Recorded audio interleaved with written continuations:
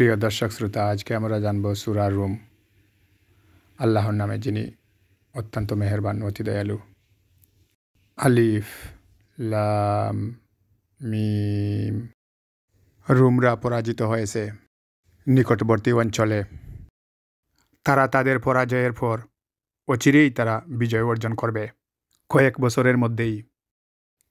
পূর্বের এবং পরের ফয়সালা আল্লাহরই, আর সেদিন মুমিনগণ আনন্দিত হবে।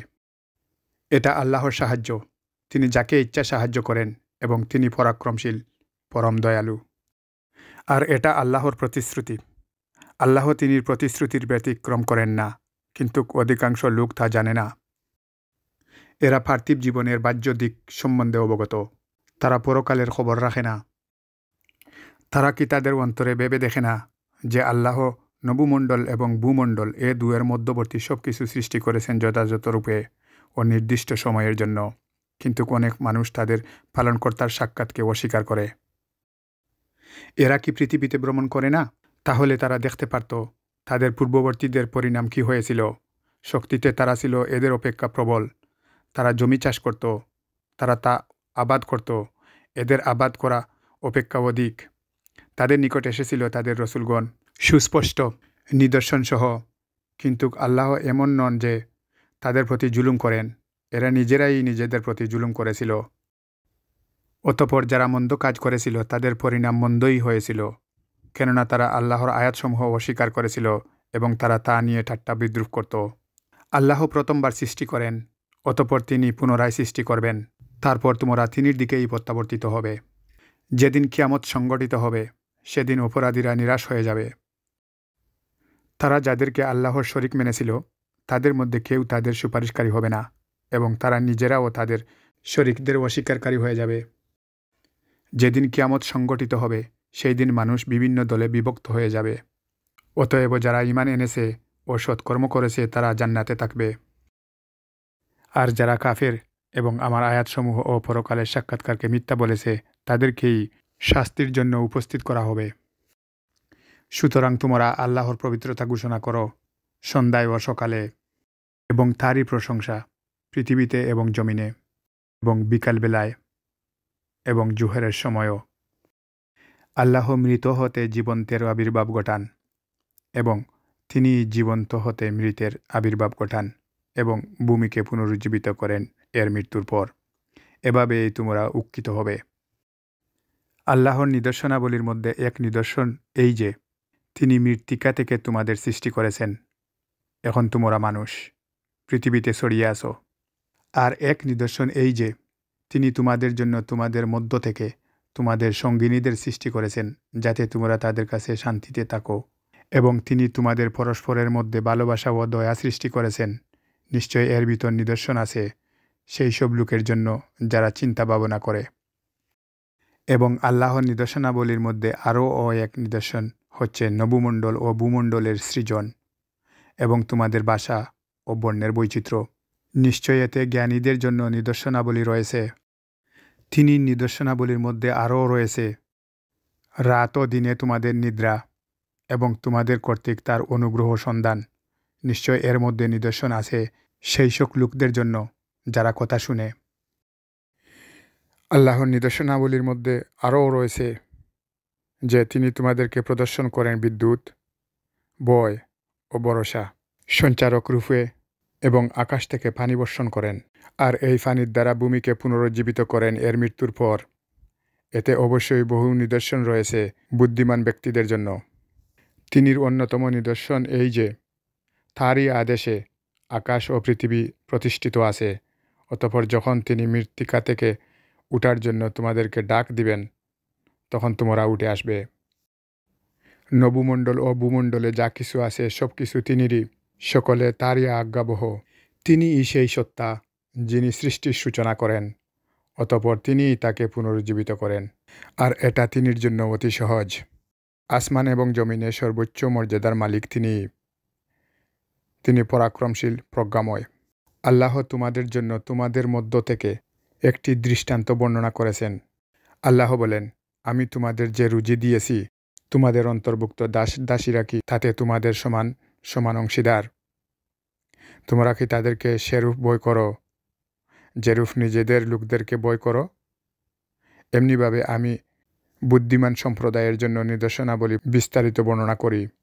কিন্তু সীমালঙ্ঘনকারীরা অজ্ঞানতাবশত তাদের খেয়াল খুশির অনুসরণ করে। সুতরাং আল্লাহ যাকে পথভ্রষ্ট করেছেন, কে তাকে সৎপথে পরিচালিত করবে? আর তাদের কোনো সাহায্যকারী নেই। সুতরাং একনিষ্ঠ হয়ে নিজেকে দিনে প্রতিষ্ঠিত করো, আল্লাহর প্রকৃতির অনুসরণ করো, যে প্রকৃতি অনুযায়ী তিনি মানুষকে সৃষ্টি করেছেন। আল্লাহর সৃষ্টির কোনো পরিবর্তন নেই, এটাই সরল দিন, কিন্তু অধিকাংশ মানুষ তা জানে না। সবাই আল্লাহর অভিমুখী হও, আল্লাহকে ভয় করো এবং সালাত কায়েম করো, আর মুশরিকদের অন্তর্ভুক্ত হইও না। আর যারা তাদের ধর্মে বিভেদ সৃষ্টি করেছে এবং অনেক দলে বিভক্ত হয়ে পড়েছে, প্রত্যেক দলই নিজ নিজ মতবাদ নিয়ে উল্লাসিত। মানুষকে যখন দুঃখ কষ্ট স্পর্শ করে, তখন তারা তাদের পালনকর্তাকে আহ্বান করে তারই অভিমুখী হয়ে। অতঃপর তিনি যখন তাদেরকে রহমতের স্বাদ আস্বাদন করান, তখন তাদের একদল তাদের পালনকর্তার সাথে শিরক করতে থাকে। ফলে এদেরকে আমি যা দিয়েছি তা এরা অস্বীকার করে। সুতরাং বুক করে লও, শীঘ্রই তোমরা জানতে পারবে। আমি কি তাদের নিকট এমন কোনো দলিল অবতীর্ণ করেছি যা তাদেরকে বলে দিচ্ছে যে আমার সাথে শরিক করতে হবে? আমি মানুষকে যখন রহমতের স্বাদ আস্বাদন করাই, তখন তারা আনন্দিত হয়। পক্ষান্তরে তাদেরই কৃতকর্মের কারণে যখন তাদের কোনো অনিষ্ট সাধিত হয়, তখনই তারা হতাশ হয়ে পড়ে। তারা কি দেখে না যে আল্লাহ যার জন্য ইচ্ছা রিজিক দান করেন এবং হ্রাস করেন? নিশ্চয় এতে বিশ্বাসী সম্প্রদায়ের জন্য নিদর্শনাবলী রয়েছে। সুতরাং আত্মীয়কে তার হক দিয়ে দাও এবং অভাবগ্রস্ত ও মুসাফিরদেরকেও। যারা আল্লাহর সন্তুষ্টি কামনা করে তাদের জন্য এটা উত্তম। যারা আল্লাহর সন্তুষ্টি কামনা করে তারাই সফলকাম। অন্য মানুষের ধন সম্পদে তোমাদের ধন সম্পদ বৃদ্ধি পাবে, এই আশায় তোমরা সুদে যা কিছু দাও, আল্লাহর কাছে তা বৃদ্ধি পায় না। প্রকান্তরে আল্লাহর সন্তুষ্টি লাভের জন্য যে জাকাত তোমরা দিয়ে থাকো, তাই বৃদ্ধি পায়। এরাই সমৃদ্ধশালী। আল্লাহ তোমাদেরকে সৃষ্টি করেছেন, অতঃপর রিজিক দিয়েছেন, এরপর তোমাদের মৃত্যু দেবেন, এরপর তোমাদেরকে জীবিত করবেন। তোমাদের শরিকদের মধ্যে এমন কেউ আছে কি যে সব কাজের মধ্যে কোনো একটিও করতে পারবে? তারা যাকে শরিক করে, আল্লাহ তা থেকে পবিত্র ও মহান।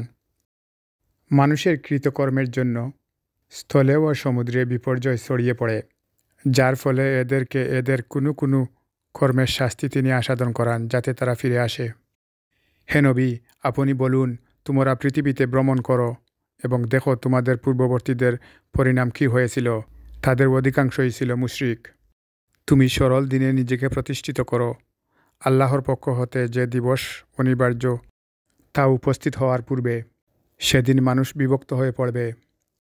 যে কুফরি করে তার এই কাজের জন্য সে নিজে দায়ী, আর যে সৎকর্ম করে তারা তাদের নিজেদের পথ শুধরে নিচ্ছে। ফলে যারা ঈমান এনেছে ও সৎকর্ম করেছে, আল্লাহ তাদেরকে নিজ অনুগ্রহে পুরস্কৃত করবেন। নিশ্চয় আল্লাহ কাফেরদেরকে ভালোবাসেন না। আল্লাহর নিদর্শনাবলীর মধ্যে একটি এই যে তিনি বায়ু প্রেরণ করেন সুসংবাদ দেবার জন্য এবং তোমাদেরকে তিনি অনুগ্রহ আস্বাদন করানোর জন্য। আল্লাহর নির্দেশে নৌজাহানগুলি বিচরণ করে, যাতে তোমরা তার অনুগ্রহ সন্ধান করতে পারো ও তার প্রতি কৃতজ্ঞ হও। হে নবী, আমি আপনার পূর্বে অনেক রসুল পাঠিয়েছি তাদের নিজ সম্প্রদায়ের কাছে। তারা তাদের নিজ সম্প্রদায়ের নিকট সুস্পষ্ট নিদর্শনাবলী নিয়ে আগমন করেছিলেন। অতঃপর যারা পাপী ছিল, আমি তাদের শাস্তি দিয়েছি। মুমিনদের সাহায্য করা আমার দায়িত্ব। তিনি আল্লাহ, যিনি বায়ু প্রেরণ করেন, অতঃপর তা মেঘমালাকে সঞ্চারিত করে।